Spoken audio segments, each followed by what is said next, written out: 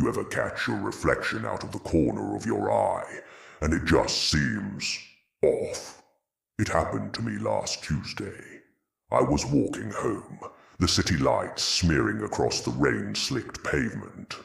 I passed a darkened storefront, a black mirror in the night, and I smiled.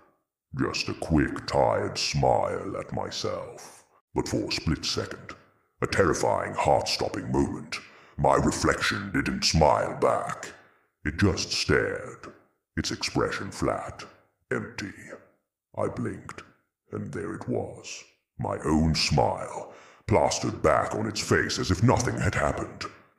I shook my head, blaming exhaustion, the long day. The trick's light plays in the dark. I laughed it off. I shouldn't have. That night, I was brushing my teeth, the familiar hum of the electric toothbrush filling the small bathroom. My eyes were half closed, my mind drifting towards sleep. Then I felt it. A cold prickle on the back of my neck, the kind of feeling that screams you're being watched.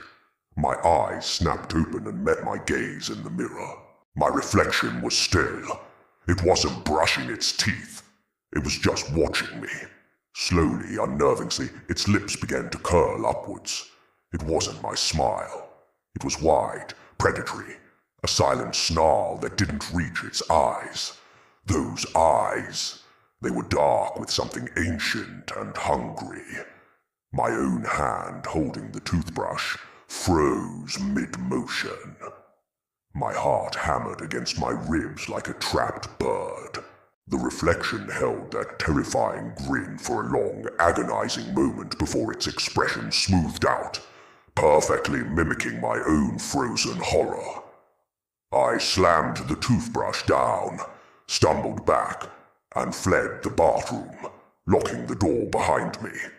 I didn't sleep that night. The next few days were a living nightmare.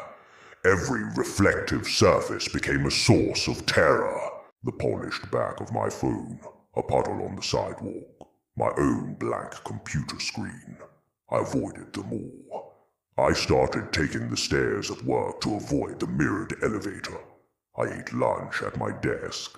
I felt like I was losing my mind. My friend said I looked pale, haunted. How could I explain that the man in the mirror was no longer me?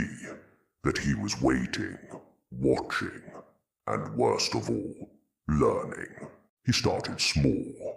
He'd blink a fraction of a second after me. His head would tilt an inch to the left when I tilted right. Tiny little rebellions, invisible to anyone else, but to me, they were declarations of war. One morning, while I was shaving, he deliberately raised his hand and traced a line down his cheek, mirroring a scar I don't have.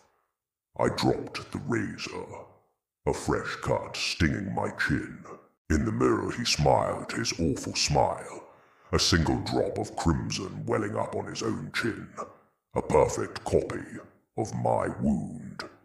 He was getting stronger, bolder. It felt like he was feeding off my fear, drawing power from my anxiety until he could finally break through. The breaking point came on Friday. I was in a public restroom, washing my hands. I forced myself to look up. He was there, of course, staring. But something was different. The background behind him. It wasn't the tiled wall of the restroom. It was my bathroom, at home. The yellow rubber duck on the edge of the tub, the slightly crooked shower curtain. It was my bathroom. My blood ran cold. He was in my home, but I was here.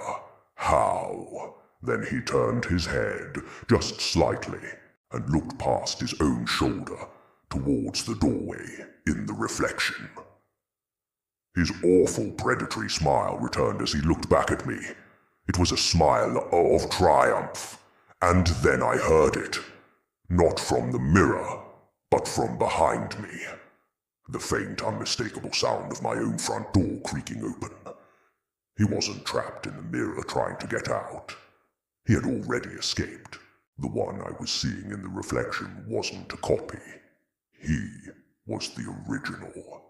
And all this time, I was the one trapped inside the glass, the powerless echo. He had swapped places with me that night at the shop window, and I hadn't even realized. He had been living my life, while I was just a ghost, a phantom that only he could see. The person I thought was my reflection had been taunting me from the real world. That sound of the door.